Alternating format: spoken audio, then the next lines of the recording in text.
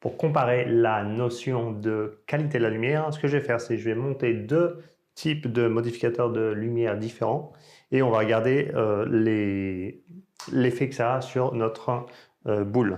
Alors, je vais commencer par le snoot. Donc c'est, comme vous pouvez le voir, une source de lumière très petite. Et on va également comparer avec un réflecteur qui est une source de lumière un peu plus grande. Quand on parle de la qualité de la lumière, ce qu'on doit regarder, c'est les transitions entre les hautes lumières et les ombres. Et ici, on peut voir qu'on a une transition très rapide entre mes lumières et ma zone d'ombre. Et si on regarde l'ombre projetée, on peut voir que c'est également la même chose. C'est-à-dire qu'on a des contours de notre ombre très marqués et on passe des ombres à la lumière de manière très rapide.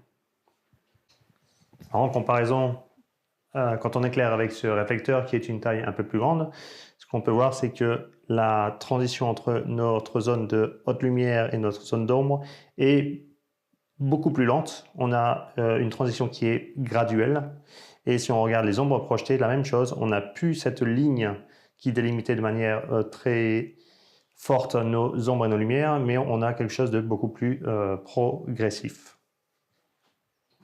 Alors, je vais maintenant placer cette softbox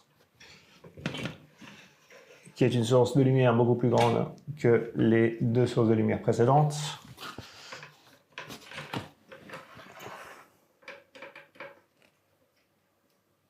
Et alors, ce qu'on peut voir, c'est que ça confirme complètement la logique qu'on avait tout à l'heure, c'est-à-dire que plus la source de lumière est grande, plus les transitions entre les lumières et les ombres sont graduelles. Et la même chose pour nos ombres projetées. On a des ombres projetées qui sont vraiment diffuses, c'est-à-dire que le contour est peu visible et c'est très graduel entre les ombres et la lumière.